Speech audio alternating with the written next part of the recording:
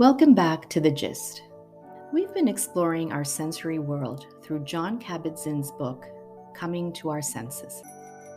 This week we examine what John calls our most delicately attuned sense. Remarkably, our noses can detect even the faintest aroma, even as little as a few parts per trillion. Our sense of smell is, of course, largely dependent on our environment and the molecules that are carried by the air around us. But even more remarkably, our brains can conjure up olfactory memories as if they were real and close to the original smells that are particularly fixed in our minds. Perhaps pleasant smells of comfort foods, our favorite flowers, the soil after a rain, and the fresh scent of clean laundry. Equally, we might recoil at unpleasant smells that we recall from past experiences. The ability to smell has had an important evolutionary purpose. It allowed us to distinguish what's safe and what's not. John says that it served a biological imperative of approach and avoidance. Based on smell, we could decipher which plants might be safe to eat. We could sense danger when we smelled certain animals, and chemicals called pheromones that are released by our bodies allow us to detect people that are known to us versus those who are not. Of course, pheromones play an important role in attraction to partners and in forming bonds with our children, who, especially as babies, know their parents through their scents. Many other animals have far superior olfactory abilities than humans. John talks about taking walks with his dog, who needs to have the freedom to explore her environment through her sense of smell. He notes how she needs to be free to wander wherever her nose carries her, but this has its own problems in a human-dominated world. As is often the case, we forget that we are but one species on this planet, and thousands of other animals, insects, and plants occupy the same space we do and are impacted by the smells in the environment.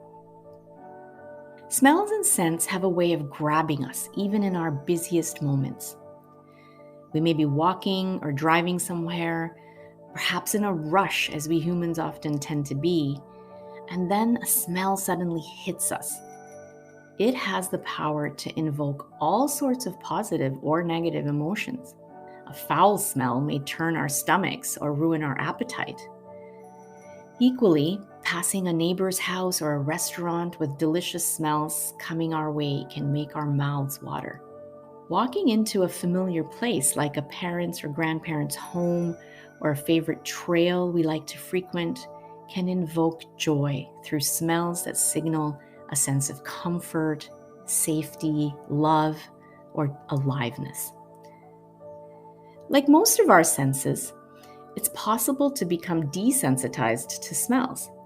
Certainly, if we spend a long time in a space, a new scent that hits us when we first encounter it fades away as we become accustomed to it.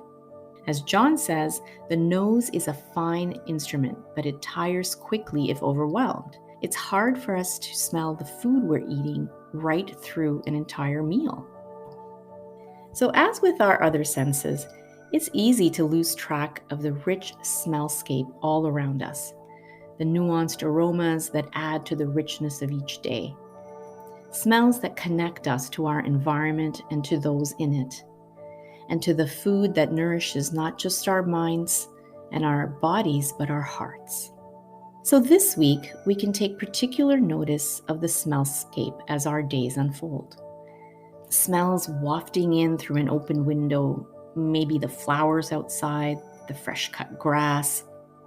Maybe we can hold our children a little tighter, breathing in their baby smell or their freshly washed hair.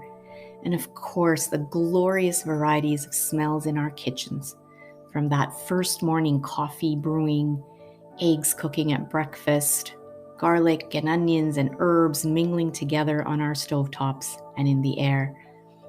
Being mindful about the world of scents around us is just one more way to be immersed in the moment-by-moment experience of life unfolding. It may surprise us how much we've missed, and what has been right under our noses all along. Wishing you a wonderful week again as you savor the aromas in your life, and see you next week as we continue to explore our sensory experiences.